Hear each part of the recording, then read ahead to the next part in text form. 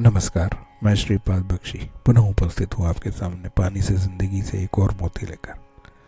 आज की परिस्थितियाँ कुछ इस प्रकार की हैं कि आज चाहे जितना भी कोशिश करें कि आप सकारात्मक रहें और नकारात्मकता से दूर रहें, परंतु कोई ना कोई घटना या समाचार आपका ध्यान नकारात्मकता पर ले ही जाती है। एक समाचार पत्र है जो यह प्रयास करता है कि कम से कम सोमवार के दिन उनके समाचार पत्र में कोई नकारात्मक समाचार न छपे, परंतु उन्हें भी यदा कदा यह कहकर कोई न कोई समाचार छापना पड़ता है कि यह जरूरी था। हाल ही के अखबार में गुजरात हाईकोर्ट के एक मामले का समाचार है जिसमें यह मुद्दा है कि कैरियर के चक्कर में माता और पिता दोनों ही बेटे की परवरिश के लिए तैयार नहीं है। बच्चा जन्म से ही अपने दादा दादी के पास केयरटेकर की मदद से पला है, परंतु अब उनकी उम्र हो जाने के कारण यह प्रश्न उठा। स्वाभाविक है कि चूंकि कैरियर के कारण बच्चों की परवरिश नहीं करना चाहते, मतलब माँ और बाप दोनों ही डिग्रीधारी होंगे, क्योंकि यहाँ पढ़ा लिखा कहना थोड़ा सहज लग रहा है। और तो और उन्होंने तलाक भी इसलिए नहीं लिया था कि वह उनके कैरियर में बाधा बन सकता था। आज पुरुष ब्रिटेन में है और महिला अपने मायके में, और उनका पुत्र स्वयं के अस्तित्व की तलाश में है। हालांकि यह समाचार इस बात से स्पष्ट नहीं होता इस समाचार से, परंतु स्वाभाविक ही है कि जो सब दंपति अपने पुत्र की परवरिश के लिए मना कर रहे हैं, उन्होंने उनके माता पिता की क्या सेवा की होगी। इतनी स्वार्थी मानसिकता के साथ इस दंपति ने अपने कैरियर में अपनी कंपनी के लिए भी क्या सेवा दी होगी, या क्या कंपनी से पहले अपना स्वार्थ नहीं देखा होगा, यह भी एक अध्ययन का विषय बन सकता है।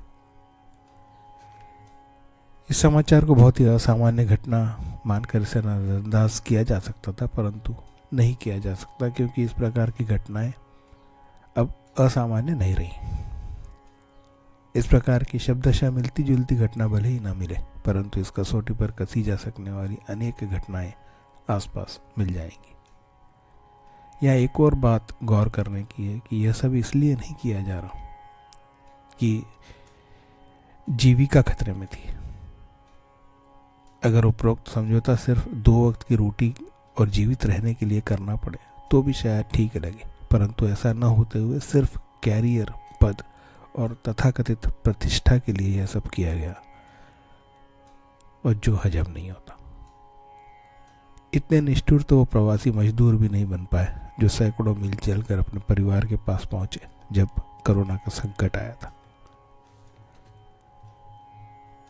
इस घटना के माध्यम से एक बहुत गंभीर समस्या जो विकराल रूप ले रही है पर ध्यान जाता है। कैरियर के प्रति इतनी अधिक आसक्ति ऐसी बहुत सी विकृतियों को जन्म दे रही है जो कालांतर में परिवार तो छोड़िए, इस समाज और देश के लिए भी घातक सिद्ध होगा। इस कैरियर के आकर्षण के कारण विवाह संबंध खतरे में है, मातृत्व दांव पर है, माता पिता वृद्धाश्रम में, शरीर में असमय आ रही बीमारियां हैं, कम नींद, अवसाद और आत्महत्याएं हैं, समय की कमी और पैसे की अधिकता के घातक मिश्रण के कारण पनप रहे नए नए व्यभिचार, नशे और आदतें हैं जो अंततः नैतिक, आर्थिक और सामाजिक पतन का कारण बनेंगे। सही प्रगति यह है कि धीरे धीरे आप और अधिक जिम्मेदारियां उठाने में सक्षम हो सकें। वो प्रगति और कैरियर किस काम का जो आपकी जिम्मेदारियों को भी दूसरे द्वारा उठाए जाने का कारण बने। कंधे पर यदि जिम्मेदारियां हैं तो वे सक्षम बनेंगे, पर यदि उन्हीं कंधों पर अर्थी है तो गंतव्य श्मशान ही होगा। यह तय करना होगा कि कंधे पर जिम्मेदारियां उठाई जाए या कैरियर रूपी अर्थी।